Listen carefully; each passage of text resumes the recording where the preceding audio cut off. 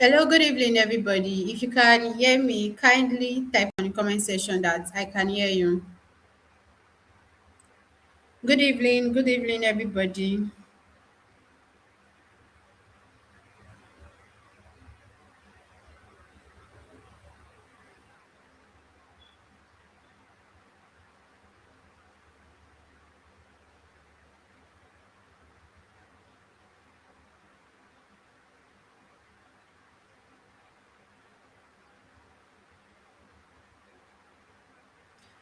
Good evening. If you can hear me, kindly type on the comment section that I can hear you so we can kickstart today's training.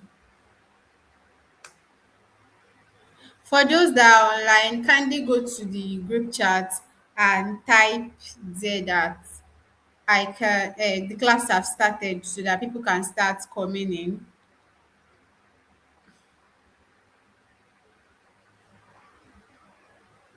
Okay, okay. Good evening. Good evening, Stevie J. Good evening, Blessing Obo. Good evening, Uwan Ila.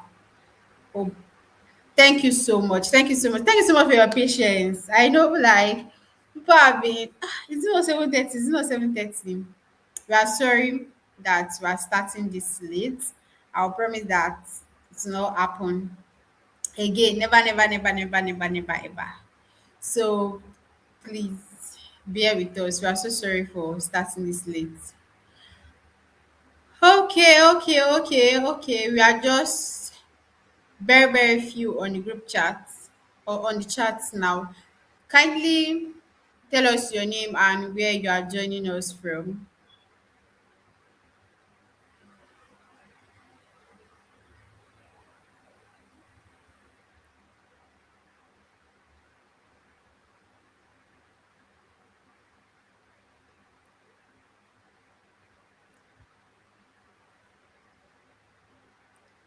Okay, I'm seeing people's comment on the group chat. Thank you so much. Thank you so much. Thank you so much for actually.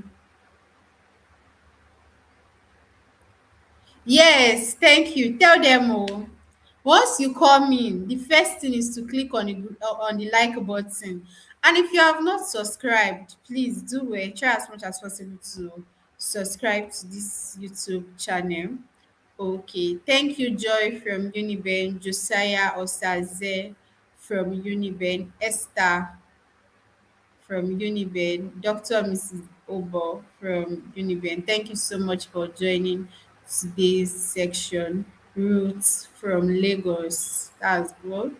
Thank you so much for joining us. Thank you so much. Thank you so much. Thank you so much. We won't be wasting a lot of time. We have spent like over 30 minutes trying to get things ready. So we'll just be kickstarting very, very soon. So before I read the bio of the trainer and we invite him, I would like to know what is our theme for today. If you know the topic for today, tonight's section, kindly type it on the group chat. I'm waiting. Let me see the first person to get the right answer.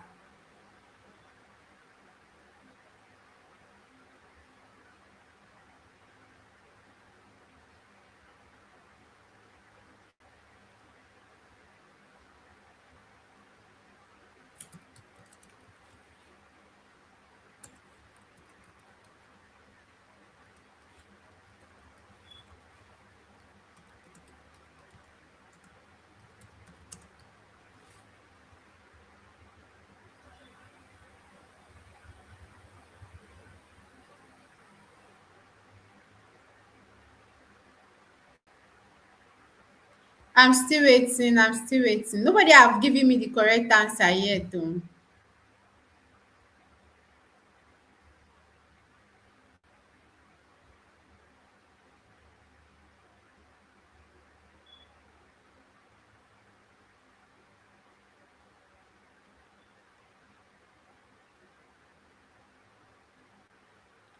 It seems people are running to the group chat to go and look for the theme, and they are running to look for the answer. Okay, okay. Thank you so much, Esther.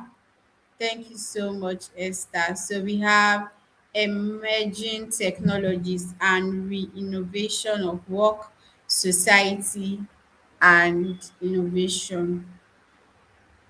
So thank you so much. Thank you so much, Kingsley, Joy, and Blessing. Thank you so much. And Abiodun Gabriel, you are very much welcome. Now I've been seeing, let's quickly do this. I've been seeing people a lot of link on the group chat.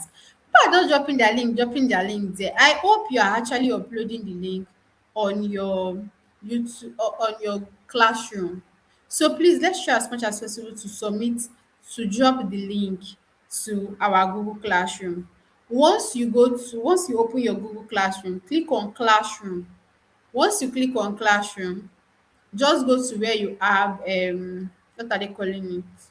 Go to week 2 assignment. Once you get there, copy the link to your post and place it there. Once you copy the link to your post, place it there. Make sure you hands in. There's something called hands in, just the same name for submit. Make sure you click the submit, because some people were complaining that they did not get score for last week, because after uploading their slides they did not hand in. So at our end we could not see that it was not we could not see that it was not marked, or like we could not see that the person submitted, so we could not mark it. So after submitting your link, make sure you make sure your your assignment was marked. Like every week assignment will be marked and you have your scores before um Tuesday or Wednesday of the new week. So make sure you have, after submitting, those things are marked. So try as much as possible to submit it. And if you make mistake in the link or something, maybe you made a mistake, don't just leave it. You can unsubmit, remove the old link that you made mistake with, and add the new link there, and you are fine, you are good to go. So if you have any question or anything regarding the Google Classroom that you are finding difficult to understand, just send me message on WhatsApp. If you have not seen your quiz score or your assignment score for last week, please send me a message on WhatsApp, because those assignment and quiz and all those, the recordings, the scores are very important. So try as much as possible to make sure you are getting scores and your scores are being graded and all that. So we're moving to ninth section. I'll quickly read the bio of today's trainer.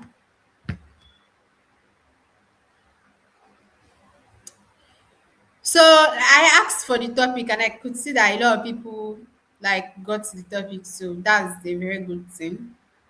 So I hope that you are prepared and you are ready for today's section.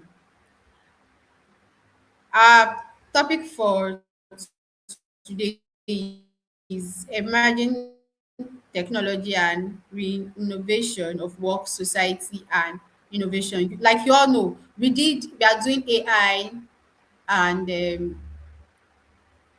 quantum computing and all that. The videos are on the group chat, and I hope that we have been taking note of, are on the Google Classroom. I hope that we have been using them.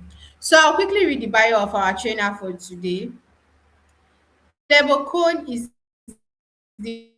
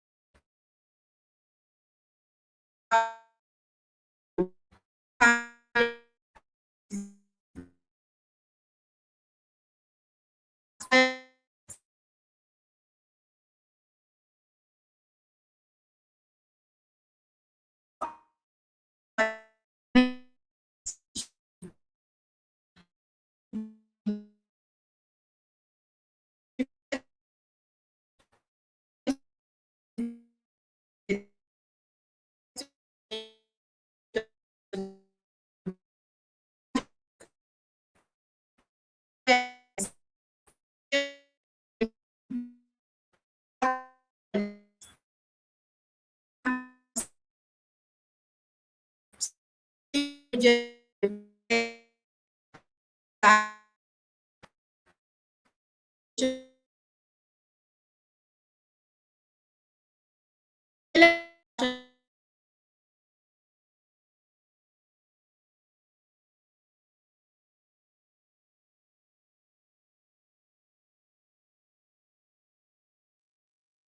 evening, everyone. Apologies for that. I really don't know what really happened to the network, and we're really having serious technical issues. So please, can you confirm if you can hear me? I'm on the chat so that I can proceed.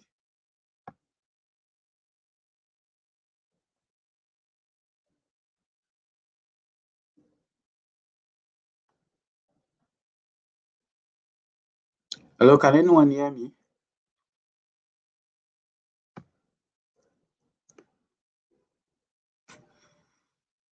All right, thank you very much. So I guess we can start now. Once again, my sincere apologies for the delay. It wasn't something that we planned. It's just the country we live in, and that is one of the major challenge for organizing programs like this. However, we'll just hit the ground running. There's so much that we have in stock for you this evening, and I just wanted to flow with me as we move through this topic, emerging technology and the reinvention of work, society, and innovation. My goal, I will try as much as possible at the end of this session to be able to discuss how intelligent systems are actually changing and recreating what we used to call value, right? And not just that, it's also changing our institution and what is termed as work per se. And that is one of the goal of this session. And I really want you to flow with me as we move on from here. For an icebreaker, I would want you to put in the chat, right? When you look back, let's say 10 years ago, I don't want to go too far. 10 years ago, right? I want to hope that at least because we have some Gen Zs in the house, right? So 10 years ago, what is something that, like, name a job or a particular job, right, that used to be in existence that you can't see presently, right? Or it could be a particular technology that used to be in existence that is no longer available, or it could just be a device or whatever it is, right? I just want to say it on the chat, like just type anything that comes to mind, anything at all that used to be very, very relevant 10 years ago, 15 years ago, 20 years ago, but currently it is no longer useful. So I'll be waiting for the comments before we even move on. Technology, job, or whatsoever that you know that, oh, this thing used to be very much available. If I'm to go further down the line, let me just discuss a particular role why I am okay. Thank you very much. Kodak photos. Kodak photos is gone. Oh, to go. Very true. Somebody is saying to go. Somebody said post office. I remember to go of those days.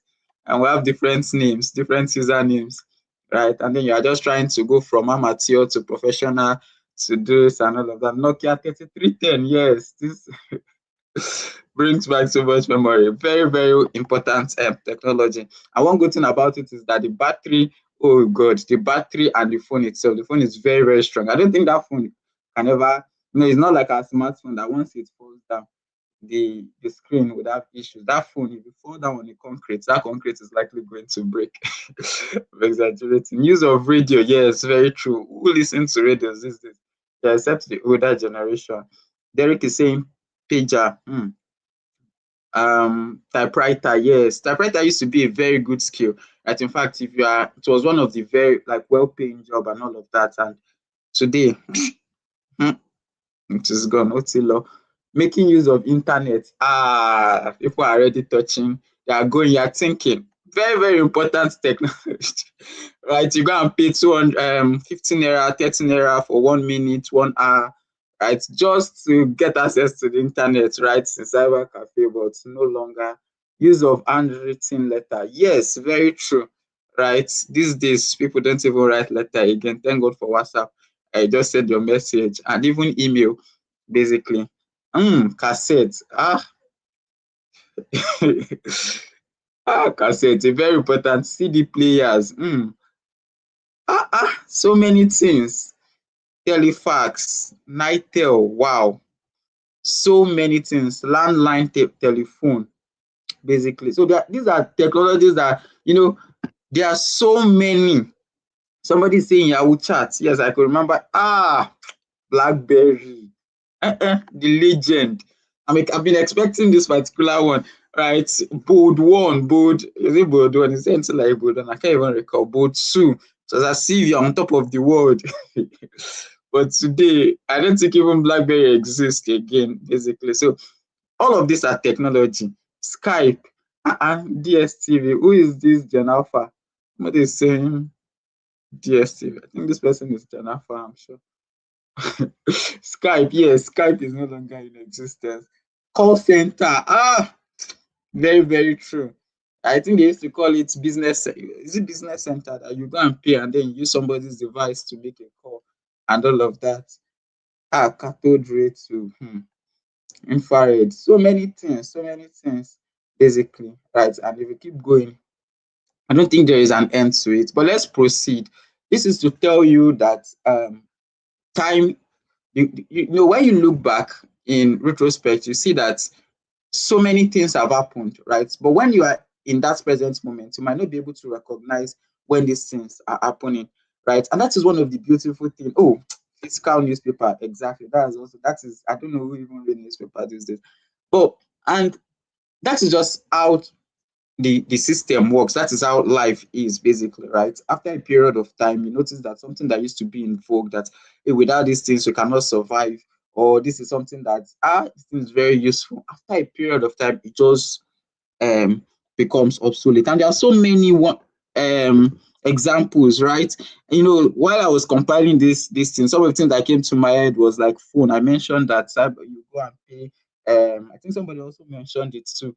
You go to one, maybe MTN or Airtel, and then you pay for like, just get their phone and then you pay, right? I think there is one phone then, Starcoms. I can Visa phone, those phones, right? And then we have paper maps, right? Paper maps used to be something that is very, very useful, right? Especially when they were navigating, what is it called now? When ship navigation was still a thing, basically, and people were trying to even travel. The Western were coming to Africa to colonize us, right? Those things are very, very useful. Another one that is quite common is photo albums. I don't think there is any parlor that does not have photo albums. Even till today, you still see some houses, right? They possess those kind of things where people will just go, like, put so many things, like a form of entertainment, right? To see what is really happening. Manual cash book, right? Those are different things. Desktop only software, right? Those are some examples. Now, for jobs, I think people are not putting some jobs that used to be available back then, right? I think somebody mentioned like a typewriter. That's like a job description on its own. And there's one that usually fascinates me, right? That's calculator, right? Prior to this time, there used to exist this set of persons that are called calculator in the United States, especially when they were trying to launch the very first spaceship to the moon, right? So these people are very, very intelligent, right? And so they do a lot of calculations mentally. Don't need any calculator and all of that. But the invention of one small, the invention of calculator, it's literally caused a protest. If you go back and look at some of the news during that period, see that people were actually protesting that, oh, calculator is this, it is terrible, it is bad, and all of that, because it was stealing people's job, right? And people were fighting this thing, people were criticizing it heavily. Some persons were like, don't use it, it will make you dull, it will make you useless, and all of those kind of thing. But today, I think the reverse is the case. And there are so many things. If I'm to take you further down history lane, you will see a particular job, those horses rider, right? Probably that was proud to the invention of readily available vehicles. Proud to that time, a lot of horses ride, they were chariots and all of those kind of things. And then those riders, they would be criticizing those. This is gotten from. I could remember a documentary talking about Karl Marx and his wife. They literally had to go around Germany, right, to sensitize people about their vehicle. And when they were just driving, people were like, which, and all of those kind of things. That is to tell you how we naturally want to oppose these things, right? But today, cars are everywhere, phones, calculator, all those things, right? They're everywhere. So let me just proceed quickly. Please, just give me 1 minute to quickly, um, 30 seconds rather.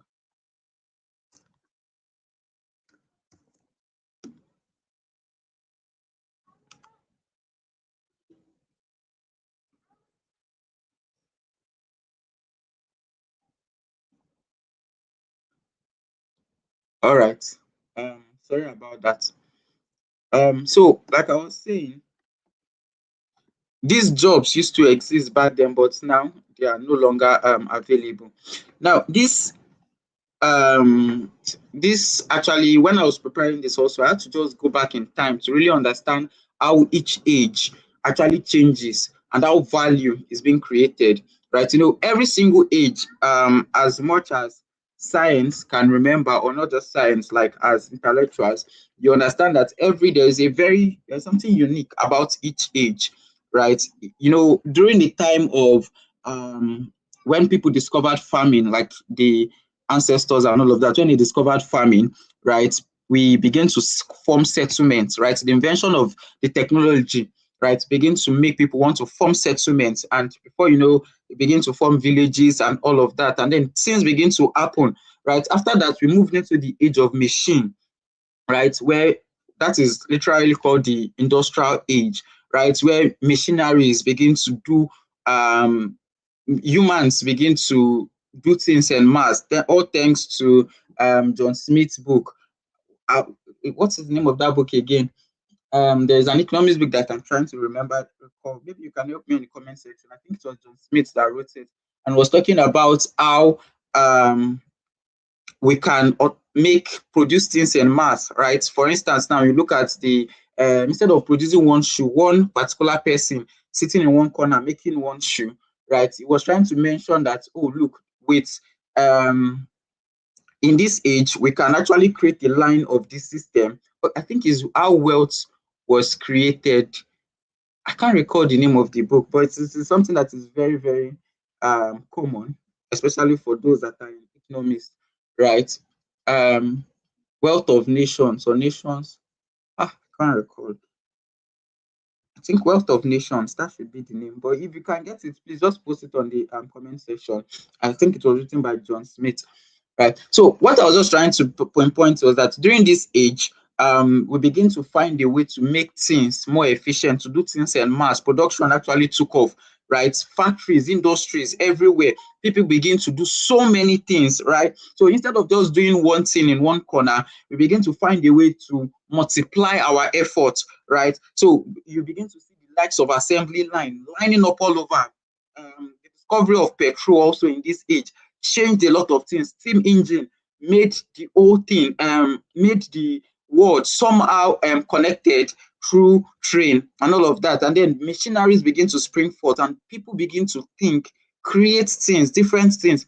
And then the early 70s, 80s, like rather the late 70s stroke 80s, that is when we begin to slowly enter into another totally different age, which is digital age. And that is when computer begins to be something that was actually that people begin to work on, right? IBM was doing different things with inventing different computers and machineries, right? And all of those kind of things. And then before you know, begin to these big computers begin to shrink into things that are what is it called now, that we can actually use. Even with the device I'm using a laptop and like a mobile phone, right? And this is actually coming from one big device back then. And in this age, communication becomes very, very easy, right?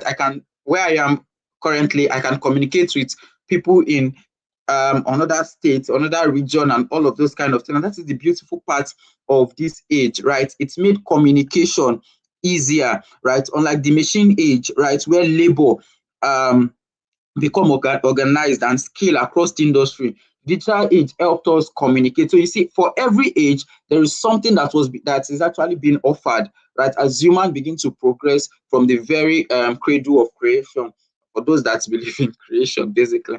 But currently, we are actually in a transition phase, right? We are slowly leaving the digital phase to what we call AI and systems, right? And the beautiful thing about this one is how decisions are made, optimized, and also automated, right? This age is something that decisions will be made, right? Optimized, and not just that, to be automated without human, not necessarily without our presence, right? Because computer, robots, and all of these kind of things can actually make decisions independently, right? And that is one of the beautiful thing about this present age. And when you look through all this age, you notice something.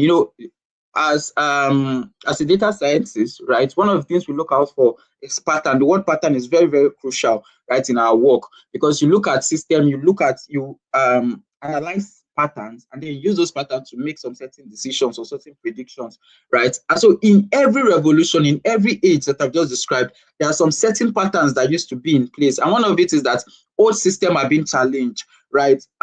System ways of doing things. Let me use farming, for instance. In the age where farming was discovered, right? During that period where farming was a very big thing, right? It used to be something that used to be done manually, family and all of those kind of things. They come together and then they try to till the ground and all of that. Then when machine age actually, when the machine age was coming to the peak, right? Something very unique happened. Something very again, that was when the likes of people begin to invent tractors that will replace manual labor, and then it challenged those set of persons. I also spoke about the horse riders, right? Prior to the time of the creation of vehicle, right? Horse riding used to be like a very big thing, right? But when this vehicle came in place, it actually challenged the system, the old system, right? And the way people are thinking. And then before you know, those old systems begin to lose efficiency, and not just that, they begin to lose legitimacy,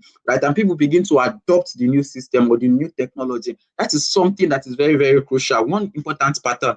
Another thing you begin to see is that new opportunities begin to emerge. You begin to see new markets, things that was never in existence before. You could just imagine, Henry Ford was saying something when they asked him. He said, if you had asked people what they wanted, they will tell you that they wanted faster horses, right? Nobody had the imagination to think of an independent vehicle that would move without connecting to, probably like an independent chariot, let me use that word, that can move without being connected to like a horse or something like that, right? So the invention of vehicles basically brought about new markets, new business models, and even new form of social coordination begin to appear, right? That is one important thing about technology. If you look at the digital age, you notice the same thing too. Now, in the digital age, the old means of communication, right, where people begin to write letter and all of that, was actually challenged, and the new system was actually bettered, right? Another key thing is that institutions adapt slowly, right, to these changes, basically. So the likes education, law, governance, and regulation usually lag behind when it comes to things like this, but over time they begin to catch up, right?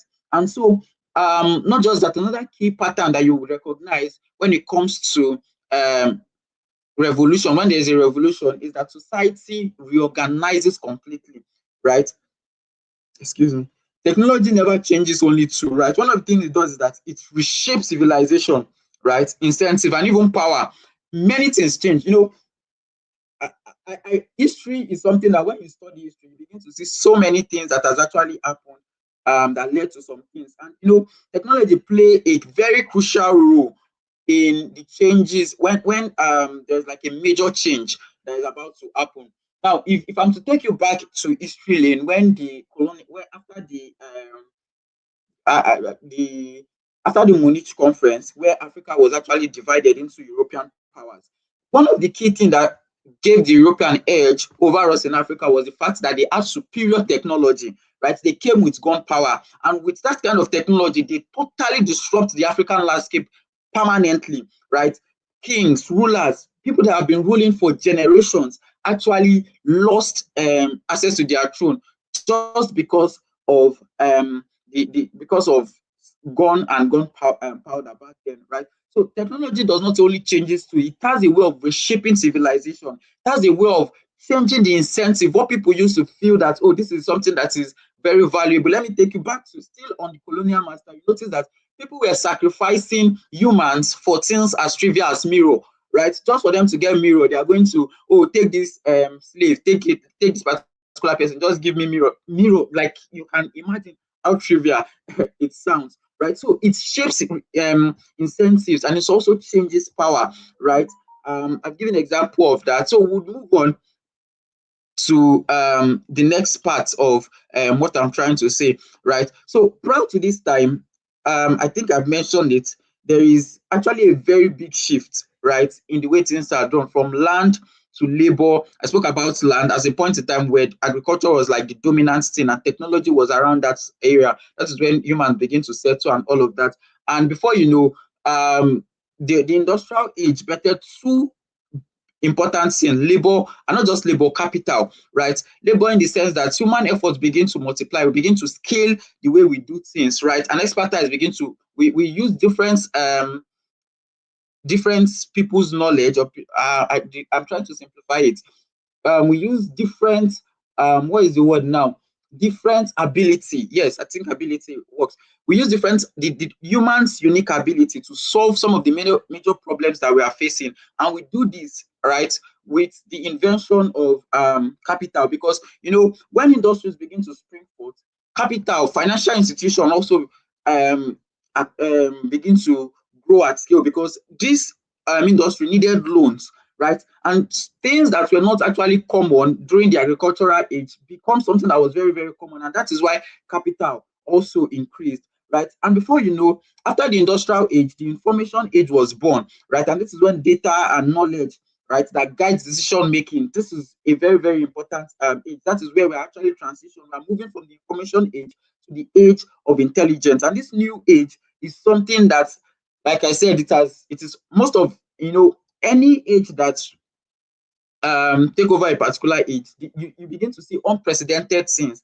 right? If you are to if the people that died in COVID 2020, right, if they know what is happening in the world today when it comes to artificial intelligence, most of them would not believe, right, what is really happening, basically. Because if you can tell them that, look, you can have something that has all the knowledge in this world, basically, most of them would doubt, because Google was something that was very, very big as at 2020. So this is what is really happening. This is the progression. And it's very important I walk you through this progression so that you understand what is really happening when it comes to emerging technology. Emerging technology is not just something that is a fancy word. It is something that has always been in line. In the age of agriculture, as at that point in time, tractor was an emerging technology, right? In the age of mental calculations, right?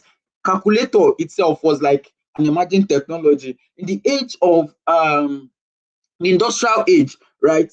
What is it called again? Computers was an emerging technology. And currently we're in the information age, right? So the intelligence, the way things are being done, different type of emerging different type of technologies are actually emerging, and it's very, very important that you get to know them and see how you can apply them to your field, so you don't become the calculator that was actually obsolete, right? In this particular age of intelligence, there are some things that are very vital. We have the intelligence technology, we have the connected technologies, and we have the frontier technology. I divided them into these three this thing. I know the class on Wednesday went deep into some of these things, so I won't waste time talking about them. Basically, please, if you really want to go back, just go back to that class. The tutor did justice to some of these things. But the engine that will drive the intelligence age are these three key things: intelligence technology, connected system, and then frontier technologies. AI is something that we all know, artificial intelligence, right? And what is artificial intelligence? Artificial intelligence is trying to replicate the intelligence, human intelligence. That is what it's all about. During the early 90s, that was when this AI was actually, the word AI was actually forged. I can't recall the exact date, but there was a particular conference that was organized, I think is it 1991 or so, right? And so, people were thinking, how do we create a machine that can think independently, right? And I think there's a particular person that worked on I think the word is perpetron. I can't recall the name of that person. But it was something that was okay. How do we? They were just trying to think. Humans are very intelligent. Machine without humans, they cannot work. Can we create a system, right, that can replicate, do what humans can do, and that is what embedded artificial intelligence. And the beautiful thing about it is that this is just an umbrella body. Inside of it, one of the ways in which people, the scientists actually recognize that they can actually replicate human intelligence was something called machine learning. Some set of persons begin to work on a particular subdomain, right? Machine learning is just like a subdomain under artificial intelligence. And what machine learning means is all about using data, right, to train a machine. So using past data to train a machine, that is what machine learning in simple terms, right, signifies. Like, okay, can this machine learn, right? That is what it is. And then inside machine learning, there's also another part, which is generative AI, which is something that almost every one of us know, that is artificial intelligence. So it's more like, based on the information that this machine has learned, right, can it generate new independent content? That is what generative AI is all about, right? For connected system, we have some emerging technology. There is the IoT, Internet of Things, right? I think Mr. Toyin did a lot of justice when he was talking about Internet of Things, right? And it's important because, with what is happening, you see smart homes. Basically, you can be in US and you are controlling everything in your home. There's a funny video I saw one time of how um I think it was in Benin. They said the CCTV got bad because a witch was passing and all of that. Like the CCTV recorded witch. I don't know how true that is, but that's to tell you how these systems are working, right? Today you have smart home where you can, with your voice, you can control your electricity, you can control the AC, you can control different things basically, right? That is IoT for you. Your blockchain. One example is this. What is it called again?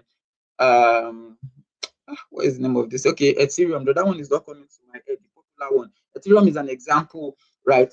Blockchain is all about secure payments, right? Can we actually make payments without being interrupted by some of the system that's be, blockchain? One of the things blockchain is actually trying to address when it comes to payments is the inclusion of a third party, right? If you want to make payments, you have to go through an institution, maybe a bank or any of those emerging fintech, right? And one of for blockchain and finance, that is one of the things they are trying to eradicate. And you see, it goes back to my previous slide where I was saying that this technology actually challenges the way things have been done and things were done previously, right? So that is one of the things blockchain is trying to do, right? Another thing is smart infrastructure, right? You see, things can one of the easiest way to understand this is, in Lagos recently there was something, I think it's on Third Milan Bridge. When you go beyond a particular range as you are driving, automatically it just raise the tickets for you, right? Like this particular person is going over the speed limit and all of that, and then you just get to, and then you are receiving like a message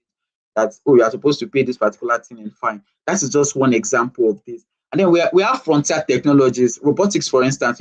Robotics is something that prior to this time, it has always been in existence, right? But with the advancements we have in artificial intelligence, robotics actually went things just like you it actually changed a lot of things. If you are very um if you are very informed with what is happening in the world today, there was a race that was organized, I think a marathon in China, right? As at last year, when we were looking at that marathon, most of these robots that were running, they were just doing anyhow. Like this one was just, I think nobody successfully, no robot was able to successfully complete 200 meters or so.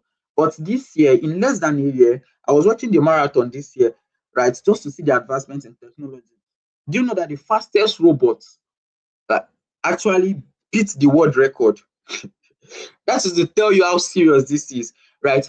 In China, when it comes to robotics, China is just forget United States. China is at the edge of it, right? US has their own. I think one of the companies doing very well in robotics is Devin AI. Probably after this conversation, you can just go to YouTube, watch about Devin AI. You see some of the beautiful innovations they are doing. In China, for instance, there is a particular car company, I think it's Xiaomi or so. Um, this particular company, they have they assemble cars, right? They have an assembly plant currently that can assemble. I don't want to. I might be wrong. I think over 2,000 cars a day, right? And that industry does not have a single human presently. Presently, they are even designing vehicles, right? That does not need human driver. That is to tell you what robotics is doing. Talk about biotechnology, right? You see some of the beautiful things that are happening, right? I think somebody created during the Nobel Prize, was it 2 years ago or last year? Can't recall. There was a Nobel conversation that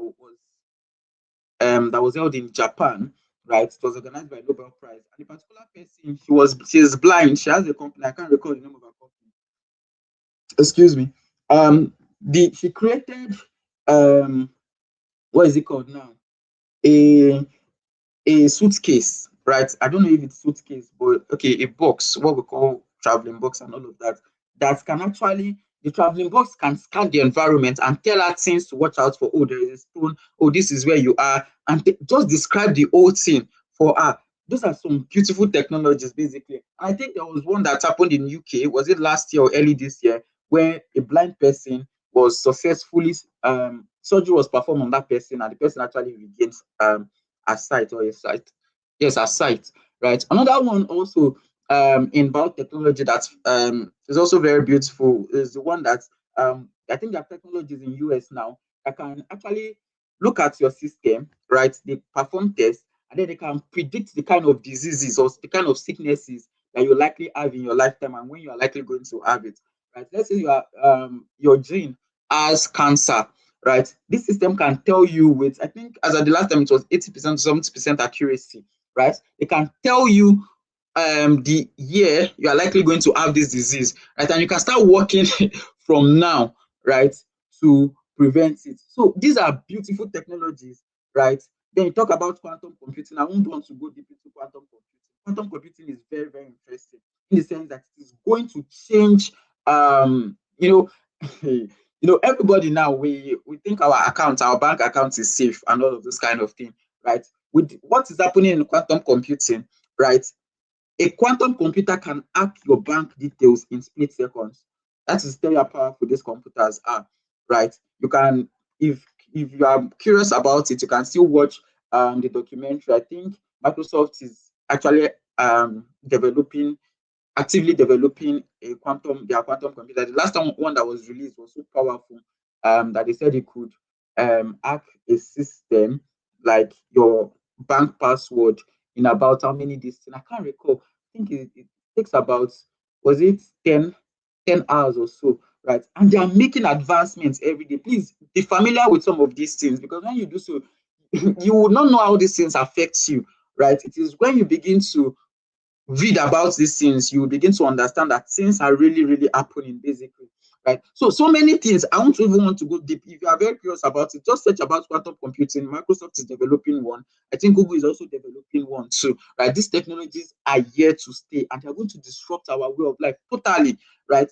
That's your bank pin that you think, oh, people don't know. Like I said, in split seconds, it will decode it and tell the hackers the pin, basically. Like all our security, everything on the internet, it is going to disrupt every single thing. And that is why cyber security is also something that in the next, I am predicting basically, the profession is going to be very, very beautiful because of what is happening, like what is likely going to happen with quantum computing. Because if this system actually can disrupt all the systems that we have today, it means that there is need for us to have new ones, right? Basically.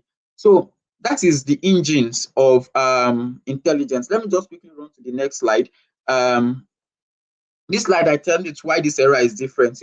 For every era, there's actually a uniqueness. And for our own era, there are some things that actually made this our era very, very unique, right? And one of it is intelligence. Sorry, this is the wrong slide. Intelligence augmentation. Oh, I think I have taken myself. Sorry. Let me quickly correct it. Okay. All right. Back to it. So intelligence augmentation in this age, technology no longer only extend muscles, right, and memory. It now augments intelligence itself. See, if you really go, if you can do your research, one of the ways we design this course is to put it in such a way that we don't want you to just get a certificate, right? We want you to actually go and do your assignment, like read about things, get aware, because and if we are to just create resources for you today, by tomorrow those resources are already obsolete, right? In my field, for instance, I could remember there was a time we were working on something and we're using a particular technology, right, to do that particular work. And at that point in time, that was like the highest form of it. Do you know that the next week we're trying to, I think we're going to launch that product that weekend when I was still with that company. By the next week, that technology was useless. Right? Because which company was that? I think it came up with something. Was it Google? It came up with a technology that actually made our own totally useless. So this is to tell you that technology in this particular era, right, will not just extend muscle, right, and memory. It is going to augment intelligence itself. Systems that are going to be created are going to do far more, like they are going to do better than what humans can basically do. And I'm not exaggerating. Every era, humans have always been like the center of it all. We've always been like the kingpin. We're the ones that would dictate how things are going to happen. But this particular time, things are going to be different. I'm not a doomsday preacher. Please take note of that. But most of the decisions, right, that are likely going to be happening are going to be augmented, automated, right? There's a common saying in my field that repetition, anything that can be that is repetitive can be augmented, rather can be automated, right? When you say if you are doing a particular task every single day, like consistently, it means that that particular task can be automated, basically. So decisions are increasingly automated across support, logistics, marketing, security, and operations. You are seeing different things happening, like things that you are not even aware of, decisions that you can, like, this thing can take decisions on your behalf. There is even something called agentic AI currently. This is like one of the interesting parts of artificial intelligence. We are currently, the age in which we are in is called artificial narrow intelligence, whereby AI is still focused on a particular thing. We've not gotten to AGI. AGI is artificial general intelligence. That is where we are striving to get to, right? AGI is when, just imagine a robot that can do every single thing that I can do. Basically, like I'll just go and sit down and the robot can think, it can every single thing that robot can do it. That is artificial general intelligence. Then we have artificial super intelligence. That one is even on another sphere entirely. I just don't want to go there, right? So these are things that are likely going to happen. Now, when we talk about automated decisions are likely going to be automated, right, across different fields without the intervention of humans, basically. Then we have adaptive systems. Systems are going to learn, right, from feedback and do better, right? There are some systems currently that once you give feedback, okay, let me give you an example. Probably on YouTube, there's a particular ad that might just pop up. There's an option now for you to say, oh, you don't like this particular ad, right? Or this ad should not show again, and all of those kind of things. And then when you do that, the system would learn.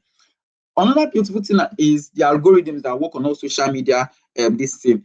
The way these things are connected, sometimes I even marvel myself, right? You might just go to Google now and search, what is it called now? Let's say you go to Google and search dry cleaning service near me, for instance. And then the moment you go to Instagram, I don't know if you've noticed it, you begin to see dry cleaning, like ads of dry cleaners, basically.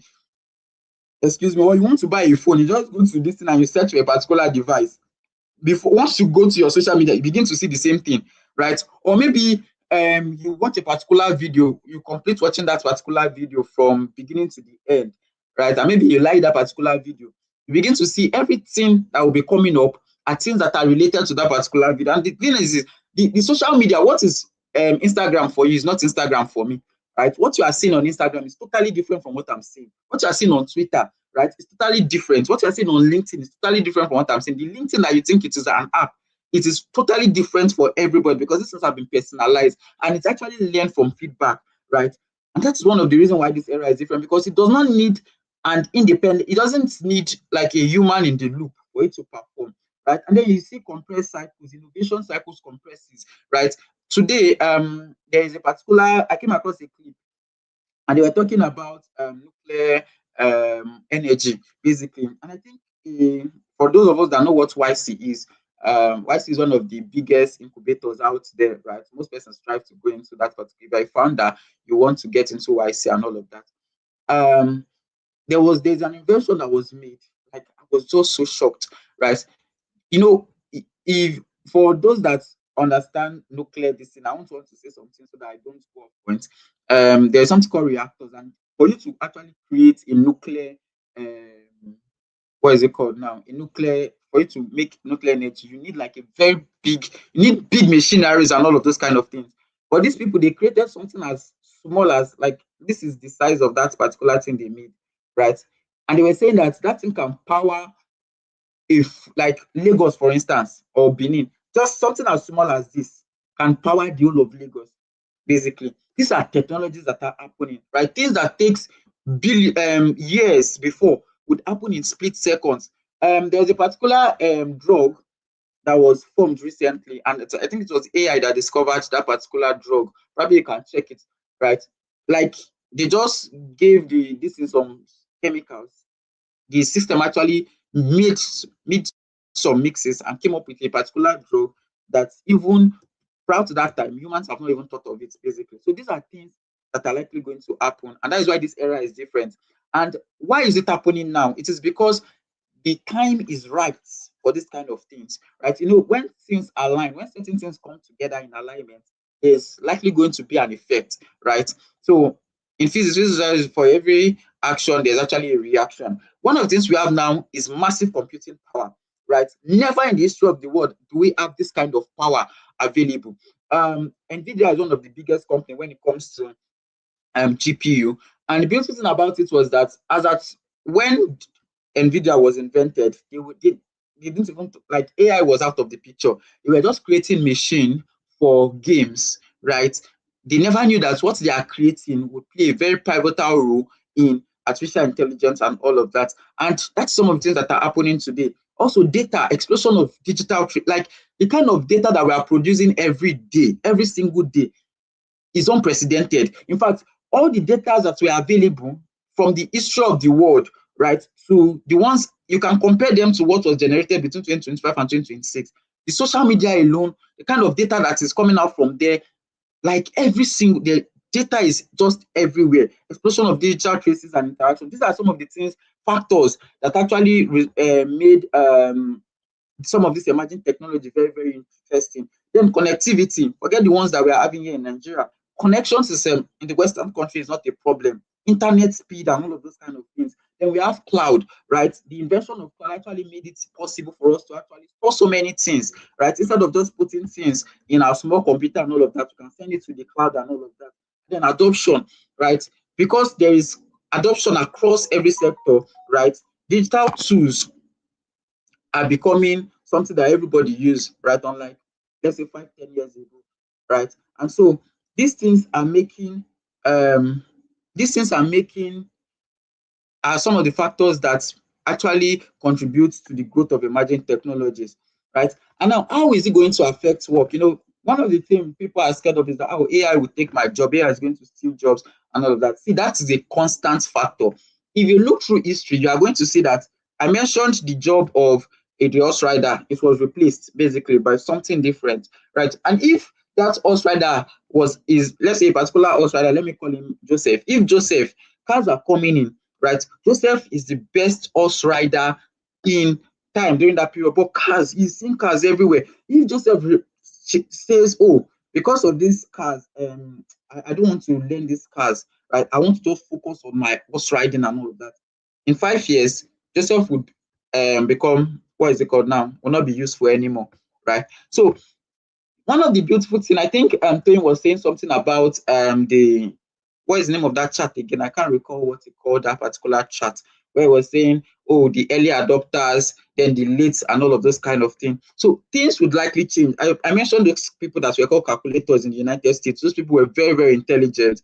like they know so much, they can calculate different things in split second, they are geniuses. But the invention of calculator made their job obsolete. But it actually brought about new set of jobs that were never in existence prior to that time, right? If I am to take you back 100 years ago, and then you're telling somebody that, oh, I am currently working as a data scientist, people will, what are you doing? In fact, today I even find it difficult to tell people what I actually do. That's why you tell them, oh, what do you do? I'm not working in the back, you're not working here, you're not here. And they are like, this is what you do. People are like, wait, is that something that even exists? Talk more of 100 years ago. And not just that, tasks are going to be fundamentally redesigned, right? The way in which we are doing things, the way things used to be done, there's a very good possibility that things will not continue that way. Things are going to be changed, right? Routine work, like I keep saying, anything that can be replicated, anything that is repetitive can be automated, basically. So all those routine tasks, they are going to be automated with the invention of things that are happening. Now, for me, I am suggesting, right? I am saying where the human value would actually come is going to shift towards things like judgment, right? Soft skills will become very, very useful. Creativity, right? Ethics, synthetics, relationship building. These things are going to be very, very vital because these are some of the things that AI or whatsoever emerging technology might not be able to do efficiently, right? Now, the new reality of work is we are not just competing with ourselves anymore, right? We are competing not just with technology. At some point it has shifted to human plus technology. And at this point now, I think it is just technology with the automation that is really happening, agentic AI and all of that. Technology is now becoming independent of human, right? And so now we are now competing competing with technology, right? Man versus machine, right? Sorry, right? We are now competing against humans, against machine, basically.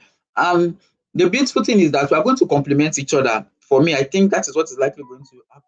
It's not something that, oh, there are some things that humans will not be able to do, basically, that machine would actually take over. And it's very beautiful. You can focus on things that are more important, right? Instead of living a life that would keep you busy from morning till night. Machine would help you do some of them, and then you focus on other things that are very, very important that makes us human, right?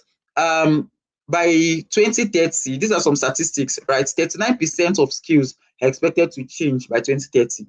39%, right? The skills that are very, very important currently by 2030, 29% of them would change, and 170 million new jobs will be created. Now, these things are not just things, these are not statistics, mere statistics. They are this thing that we actually researched, carefully researched. I will send some of my references. I think I attached them to this particular slide. I would send some of them to the group, or maybe I'll just attach it if I'm going to send the slide. 170 million new jobs will be created, right? In fact, the rate at which new jobs will be created, we cannot meet them, because the kind of jobs that are coming up today, most of the people leaving the system, the university system, are not trained for those kind of jobs, right? And that is a big problem, right? And so that is where relearning has to come in place. Personal learning, it's not just beyond getting this particular thing. In fact, certificates, some of the things that we're trained on, guys, we're trained based on the industrial age or the digital age, are going to evolve to things that are likely going to come, right? And 92 million jobs will be displaced, right? Many routine, repetitive, narrow tasks. In fact, look at what is happening with automated vehicles are taking over most of the places. People are talking about, there's a particular company in the United States, I think their delivery, they've totally removed humans, right, from delivering some of their food, and machine actually does that for them, basically. In China, they created the police that AI police, basically, right, that would, instead of traffic, all these traffic wardens, right, that are directing traffic in AI, some of those things are done by machines, basically. So 92 million jobs will be replaced, will be displaced, but 170 million jobs will be created, and there's going to be a 78 million net gain. And that is where transition matters, right? Because a lot of us have to change, we have to unlearn some of the things we know and relearn some of the new things that are needed for the future of work. And what are those skills that will matter? AI and digital data literacy. Believe you me, these things are very, very important. Learn about them, read about them, research about them, right? Understand intelligence tools, how they work, right? Let your curiosity drive you. Another key thing that will matter is technological fluency, right? Comfort with platform, system automation. Like you should be able to learn these things, right? Your ability to use different system. And that's one of the things we are trying to expose you to. 4 weeks is not enough for us to actually go in depth into some of these things, because like anything we're even teaching you, there's a very good possibility that it is going to become obsolete in 6 months if you don't keep learning, right? But you just have to have this curiosity to learn, right? Another thing is creative thinking, right? How to generate novel solutions concept. I spoke about that's nuclear energy, right? Ability to think creatively is something that is going to be very, very important. Analytic thinking, right? Interpreting patterns, evidence, trade-off, and uncertainty, right? Another key thing is adaptability, right? Your ability to respond to rapid shifts. When change is happening, your ability to respond to it positively. That is a very, very important part. Then lifelong learning, right? This skill, we cannot take it away. Consistently relearning. 50 years ago, if I learn a particular thing from the university, I think my lifetime is enough for me to do that until I go to the grave, basically, right? Till my time end. But today, you can learn a particular thing, and in few this thing, those things are out, right? They are no more useful, right? Those things are not important anymore. And that is why this skill, lifelong learning, comes in it's very, very important in the age that is coming up, right? And the beautiful thing is that knowledge work is going to be redefined, right? Research, the way research is being done, it is going to be redefined, right? I gave you an illustration of how they were able to use AI to discover a drug that was never in existence before, right? That is how research is going to work, basically. Teaching is also going to be redefined. In China, for instance, China is too far. There is a particular open university here in Nigeria. What they do is that I think they got the voice of some of their lecturers, right? And then the avatar. I think I've seen that system also with Aspire Institute, right? Where they got the voice and then the face of a particular person, and then they give that thing new resources. So the person, just imagine me talking to you now, right? Live. You'll be hearing my voice, the way I speak, everything about me, but you'll not know that that is not me, basically. That is like what is it called, my avatar or something of that nature, right? These are things that are already here, basically. And not just that, the way it is being in China, for instance, there's something called personalized learning, right? Duolingo is also a very good example of personalized learning. What you are learning on Duolingo, if you know what Duolingo is, right, is totally different. The approach in which they're going to use in teaching you some of the things that they teach, things like chess, English or whatsoever, is totally different from the way they will teach Mr. B, basically, right? These are things that are changing. Administration, right? A lot of things are going to change with the way things are being, like from the way things are being done to, like, things will be simplified, right? A lot of administrative loopholes, these things will be able to identify and provide solution. Consulting, law, every sector, every single sector, see, they like it's going to disrupt everything, basically. And it's left for you as a person in this particular sector to see how you can come in, right? What you need to learn to actually stay relevant in the time that would come, basically. I spoke about education, personalized learning, AI tutors everywhere, adaptive assessment, right? Continuous learning models. These are things that are that is already here, right? We are not talking of things that are going to happen. These are things that are here already. I spoke about AI tutor. I think Khan Academy is also a very, very important part of AI.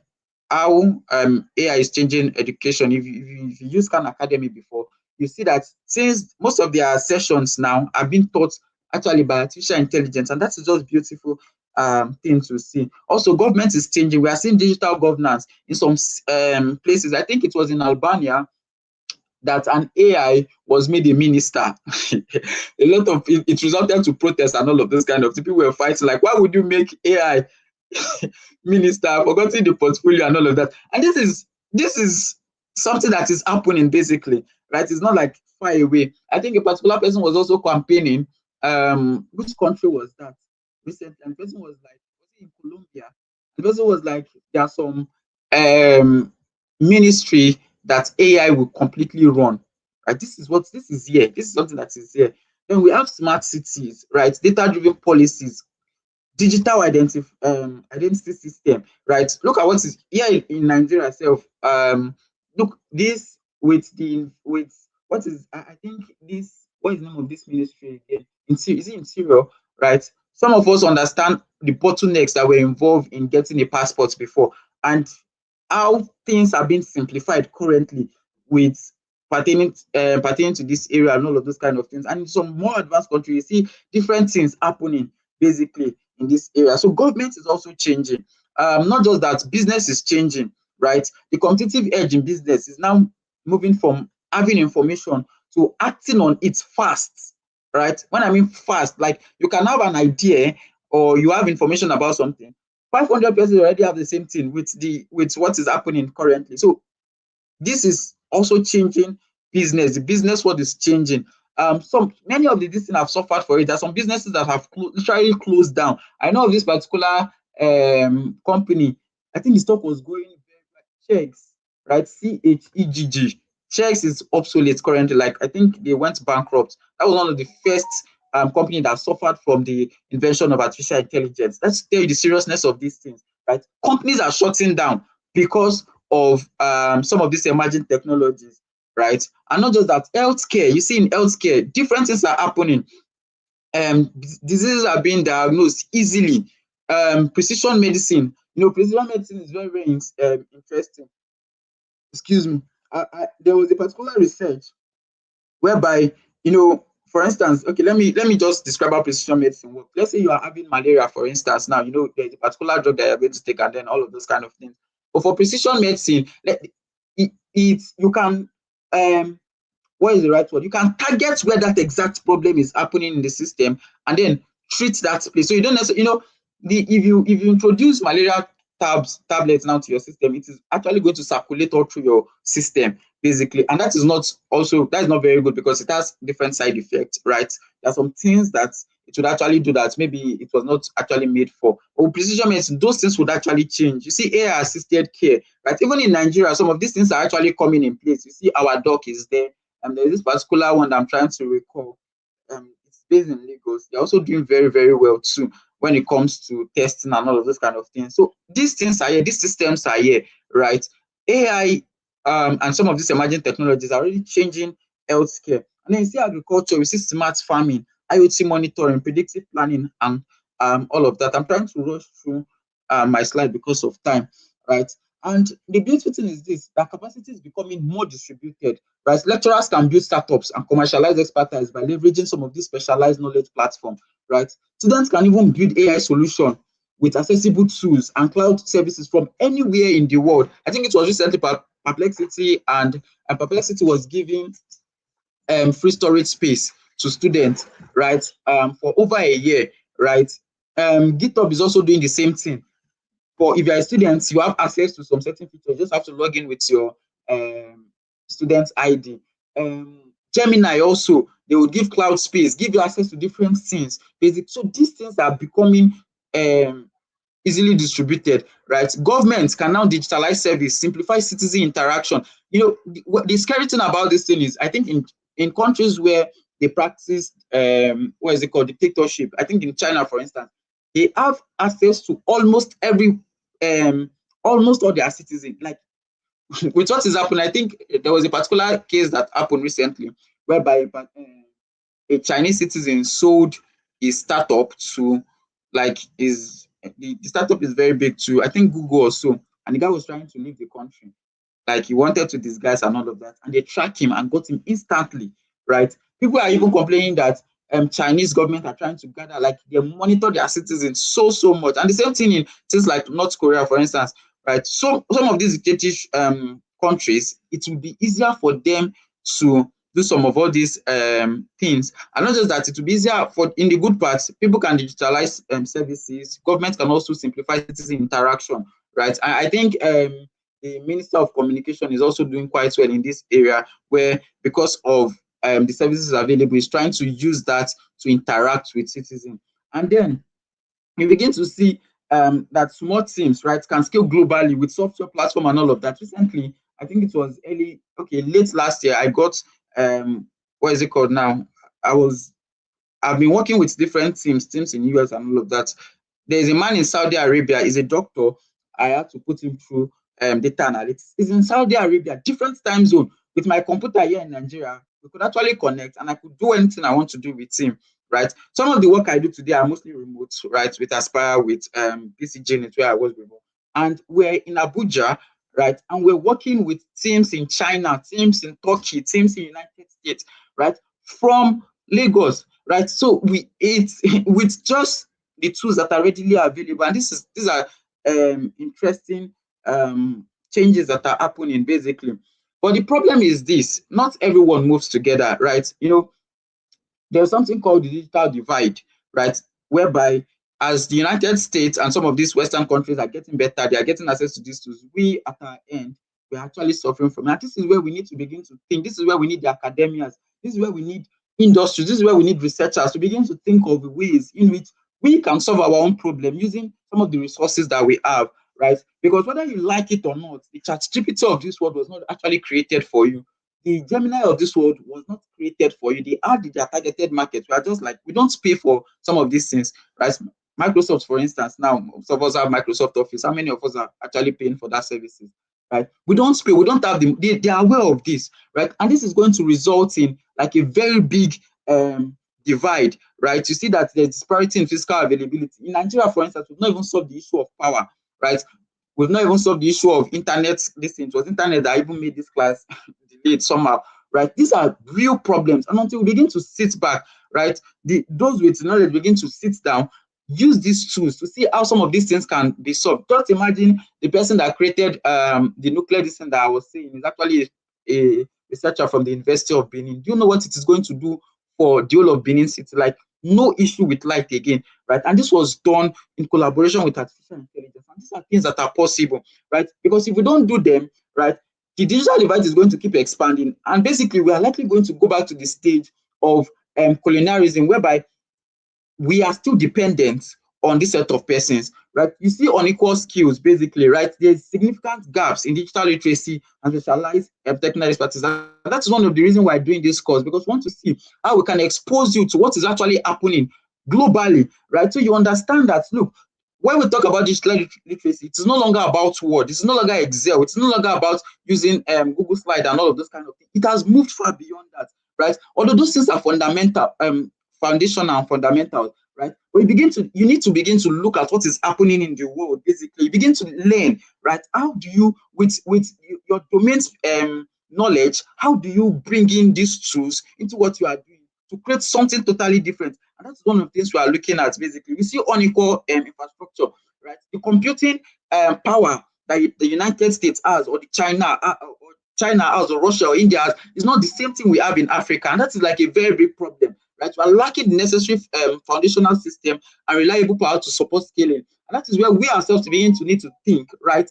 Oh, how do I change this thing? What can I do to actually bring about results in this particular sector? What can I do to make things with the resources that we have, right, available? We begin to think. I was very curious about the Nigerian Biafra war. Sorry for bringing that up, but there's something I just want to point out.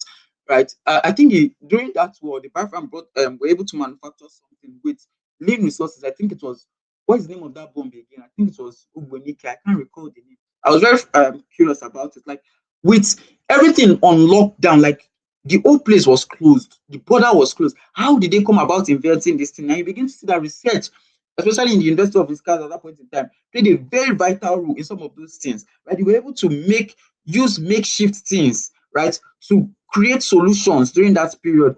And that is something that we can also do. This thing is there. It's just for us to begin to think and make use of these resources that are readily available to create things, to solve most of the problems that we are facing. And not just that, you see unequal readiness, right? Different level of institutional and individual preparedness for transition. Most of us, we are adamant, right, to change. We resist change, right? We don't want to change. This is the way I've been doing things. This is the way things have been done. And that is a big problem, because once you begin to say, oh, this is the way things have been done, and this is the way things are going to, like, this is how it has to be, basically, then you are actually resisting change, and it is going to be devastating, because at the end of the day, it is going to backfire, and you're just shooting yourself in the leg, right? So we need to start thinking, how do we, the question from this slide is, how do we now rethink this whole thing? How can we use the resources we have? I think there's something called lean methodology, whereby you're trying to use the lean resources available to create things that would solve some of the plenty problems we have. And this is something that is very, very important, right? Another thing that is going to come up, risk and governance, is AI bias, right? Unfairness in training data and all of that. When AI came up recently and you tell AI to, let's say ChatGPT, for instance, you tell ChatGPT to create an image of a corporate, of a person in corporate setting, for instance, what ChatGPT naturally would create is a male, right? During that period, a male in suits. So it was assumed that if you are not wearing suits and you are not a male, right? What is it called now? You are not a corporate person. But in Africa, for instance, we have our own corporate wares and all of those kind of things, right? Females are also doing great things, right, in that field. And this is what examples of AI bias, right? Because of the data, the ready, African, we don't have data. That is a very big problem, right? And I like the initiative in which they go. I think of recent, I think it's the Ministry of Education that was saying something about compiling. In fact, even for NYSC, for you to be called, you have to submit your research work, and they're trying to compile all the data. Those are beautiful initiatives, basically.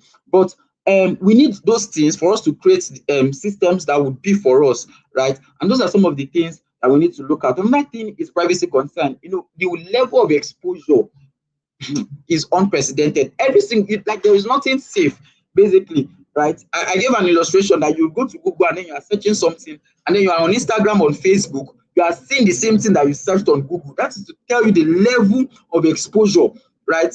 That, like, there is nothing that is sensitive these days. Almost everything about you, the system knows it. You can just go to Google and search about yourself, and you see that different things are popping up, basically. Or you might even ask ChatGPT, right? And you see that these things know so much about you, and privacy is already a very big concern, right?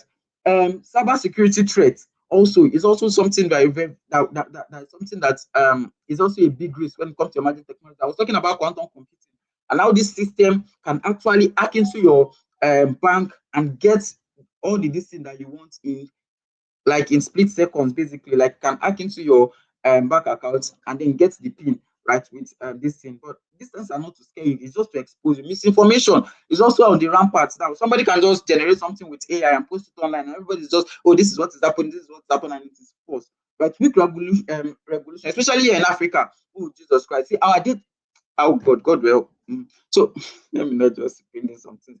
So for weak regulation, one of the things that happened recently was that Meta AI was fined a particular amount of money, I think at 38 billion or so, for some of the things that they did with African Nigerian data. But the painful thing is that after a period of time, they canceled that particular thing, and people were like, maybe Meta AI has gone to settle some guys, right? And then our data is still exposed, right? Things that they cannot do in the United Union, for instance, they are doing it here in Africa because we don't have all of these things. And these are where we need to take up, learn some of these things and see how we can actually bridge this gap, bridge this divide that emerging technologies might likely bring up, right? One of the things about leadership reality is that technology does not determine the future. It is the leaders that actually do that, right? Technology on its own cannot change anything. I gave you the illustration of the time in which whereby European came to Africa. They used technology to actually change the whole leadership landscape of Africa, right? So technology on its own cannot do anything. It is we, the leaders, we, the users, that need to take up the charge and see how we can use these tools to make better our lives and all of that. And what do we do as leaders? Educators. You are a teacher, you are a lecturer, and you are in this particular class. Teach adaptability and digital literacy. See how you can use some of these tools to make your work easier, to make your work better, right? Not just depending on a particular curriculum that has been available for ages. Look at what is really happening and see how you can actually fine-tune it and bring in some of the new things that are happening and help the students, basically. If you are a professional here, you are working, embrace lifelong learning. Anything that I keep saying, I emphasized on this point that 50 years ago, if you learn a particular course, right, maybe you study a particular course in university, there's a very good possibility that you would die, and then that course would also serve you till the end of your life. But today, it is no longer this situation. In US, in UK, for instance, I think something was released, a data was released of how about 75% of their graduates from UK universities are still looking for a job, right? That is in UK. We're not talking of here in Africa and all of that. And most of these people are now implementing because, prior to the time, migration was easier. Why was it easier? It was easier because they needed more workforce, right?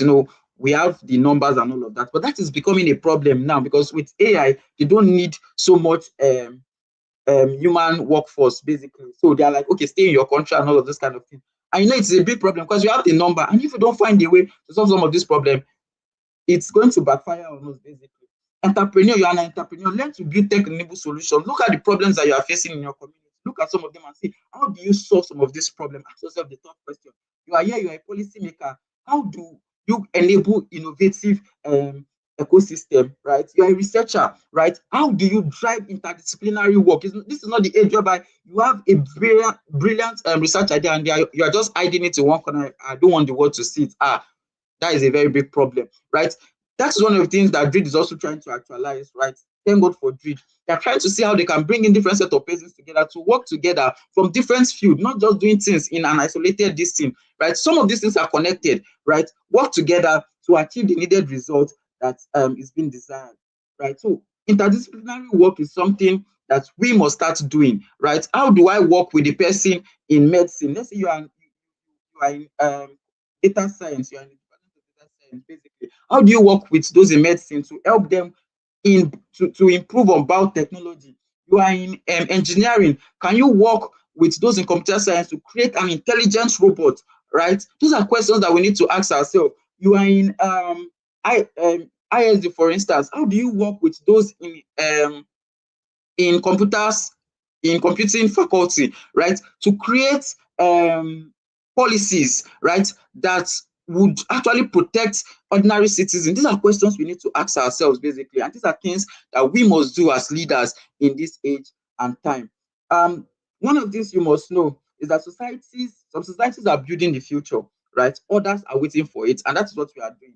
In the United States, China, most of these big countries, if you see what they are doing, if you can just allow your curiosity to lead you to see what those guys are doing, right? You would just marvel. For us here in Africa, we are just waiting for some of these things to come and meet us. ChatGPT, for instance, we are waiting for their next big technology for us to try. We are always at the forefront of wanting to try. We are not actually at the forefront of changing a lot of things. But thank God, some of these things are changing. Look at what Terra Industry is doing. Terra Industry, for those of us that are not aware, is like a defense startup based in Abuja. Those guys are doing amazing work when it comes to drone creation and all of that. So many things are coming up aside the fintech, which is also very good, right? We need to begin to look at other sectors and how do we begin to build our future, right? Those are questions we need to ask ourselves, right? I would end with this particular quote again. Some societies are building the future, others are waiting for it.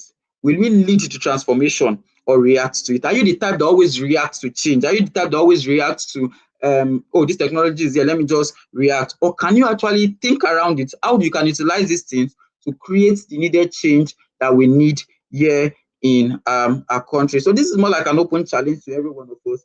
And I would want to wrap up here. Thank you very much for listening.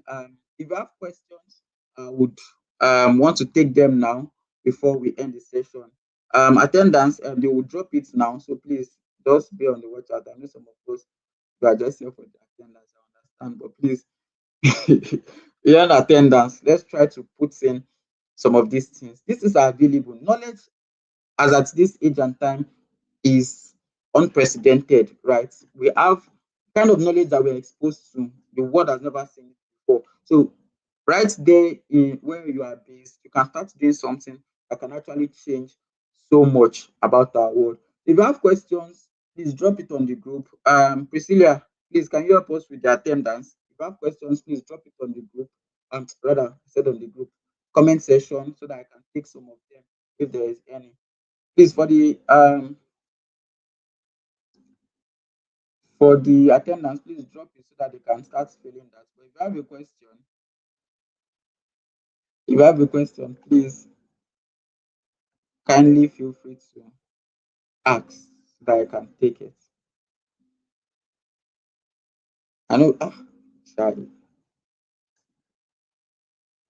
So please, we'll drop the link now. Just be patient. Um, Priscilla, attendance. Please drop the attendance while we are waiting for questions.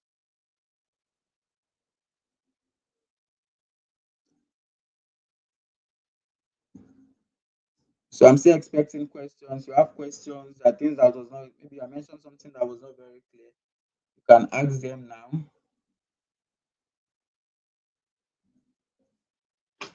Is Bitcoin a blockchain? Yes, it's actually Bitcoin works with blockchain technology basically, right? So it's actually one part, like, blockchain is very vast. I don't want to start going deep into some of these things. Blockchain is very, very vast, right? Excuse me. And so Bitcoin is just like a subset of it. And Brian is also asking, I like this particular question. He said, since the evolution of AI is inevitable, how do we solve the resultant job loss?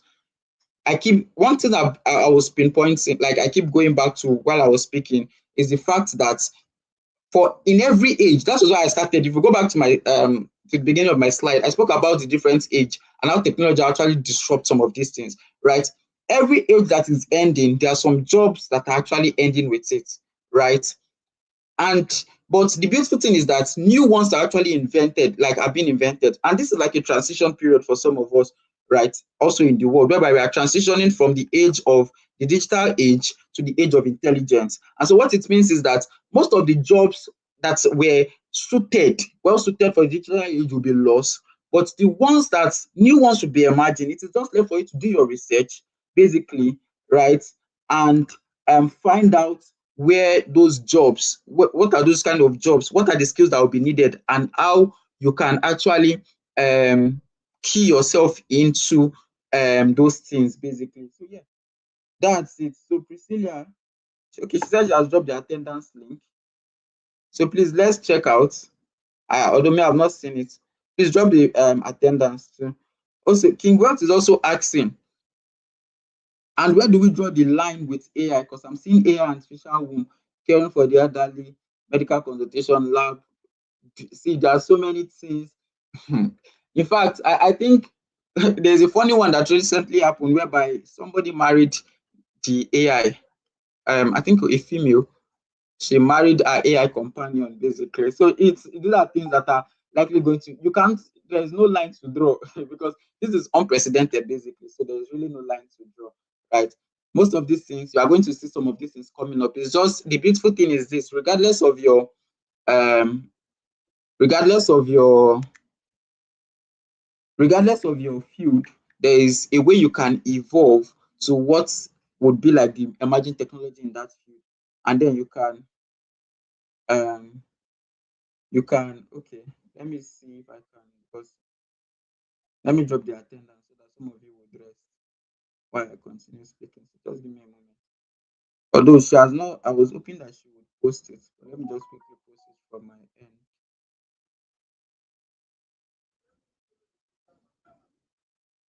I think this is it.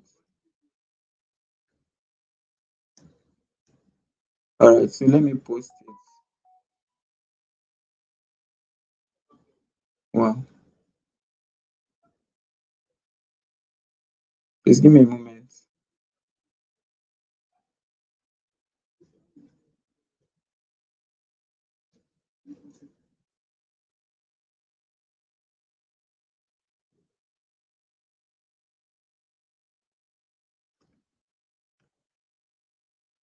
All right, so I posted the attendance link. Let me repost it so that people would rest. So I've posted the attendance link, so please you can fill the link. I'll just be answering some of the questions that are coming. Yeah, so I'm posting it again. So please you can fill your form. So somebody is saying, um, how do we get okay? Wisdom is asking, how do we get opportunities in the new emerging technology after learning and becoming an expert in a particular domain?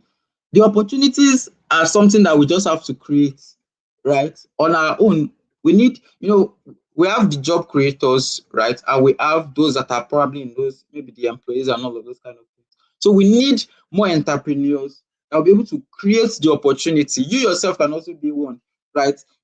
Once you become an expert in a particular domain, it means that you can find solution to a problem in that domain, right? And so that is how you can do it. Somebody is saying, what can you say about transitioning to AI engineering? you can transition to any single field. Knowledge at this point is available, right? If you go to Google, is even giving offering free classes, right, in AI engineering.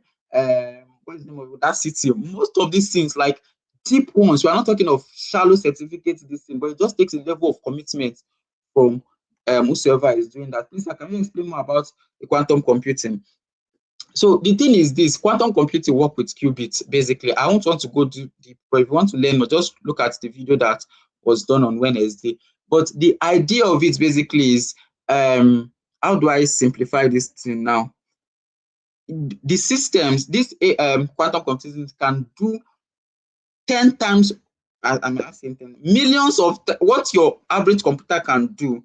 This system can do far more than that, basically, right? So for more this thing, look at the videos. We've attached videos on our this thing. We created like a whole PDF on quantum computing. Please check, make use of the resources that are available on the classroom. I plead with you, go through them, because they would expose you. You are going to see solutions to things that you never knew that, oh, these are problems, basically. In the course of reading some of those things, you begin to see the application in your everyday life. So that's that for that. Who else again? How can someone practice data analysis when the person don't have a laptop? Why I just, I think basically I've been saying something about this over and over and over again. In this, you can find a way. If you want to do something, for me, I think it's a personal philosophy. If you want to do something, you find a way. If you don't want to do it, you find an excuse. And now you have excuses that you don't have a laptop, right? A way is probably you get from a person that has one, and then you practice. It is the consistency that matters. If you practice 1 hour every single day, in a week you practice for 7 hours, right? In a month you practice for almost 31 hours, right? In That is how some of these things are being done. The skill of this era, learning how to learn. Yes, very true. Kema 104. AI itself is not bad, but the fact is, as soon as AI starts getting better, people started using it for bad things, and now people want to use AI to act like commission. Normal. There is no technology that people don't use for terrible things. So as this is like a constant. Everything that has its good part has its bad parts, right? So as much as we are thinking of, oh, how do you use some of these emerging technologies, some of the problems we are facing in the world today, people are still thinking of, how do I use these things to fraud? How do I use it to? There's something called deep fake, right? Deep fake is a thing, is a real thing. Basically, you can still check more about it, whereby people can use your face, your voice. I was talking about using your face and voice to, as a lecturer, to what is it called now, create content for your students. People can still use that one to scam people, right? Imagine calling your family member with your voice, your face, and then it has knowledge of, because of your online activities. You can use those online activities to tell about your personality, and then you can use that thing to scam somebody, right? So please, that is a very constant. That's something that is very constant. Manuela is asking, my question is that as a finance student, there are so many AI tools and fintech tools. How do we know which of them we are to learn, since AI evolve every day? Because I'm actually kind of confused. There is no one you can pinpoint to. I can't pinpoint to any particular one that, oh, you should learn this particular one, because if I do that, me myself, I don't even know. The whole thing is moving at a very good rate. But the thing is this: there's always a place to start. You can do your research, you can work with some of these AI tools available, do your research, ask questions, and then you are going to get answers, right? What is the first result? Okay, what is the first? Okay, thank you. So I think that is it. This is a good place to draw the curtain. Thank you so much for joining. Please fill in the attendance. I would be available for like 5 more minutes before we close the attendance. Thank you very much, and have a good night's rest.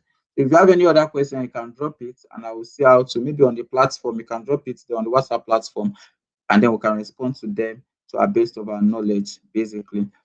Please don't forget your attendance form. It's very, very important. Your quiz is ending tomorrow, the quiz and all the assignments. I see some fantastic work.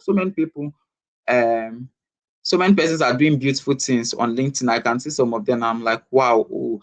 Even somebody invented a drink for us, Pragvacity tonic. Very, very beautiful. Yes, Emanuela, your question has been answered. Just go back a little bit, and then you will get the part right. Where is the fifth resources? Which one is fifth resources again? I don't know which one that one. Which one is fifth resources? Resources are available in your classroom. Please check your classroom dashboard. We have different things there, right? Please just read it, read those things, right? Then the video too, you can watch those video. Please attend to your quiz and also your uh, the tasks for the week. Please ensure you do that basically. So I think that's that for that. Thank you very much. Good night and have a wonderful weekend.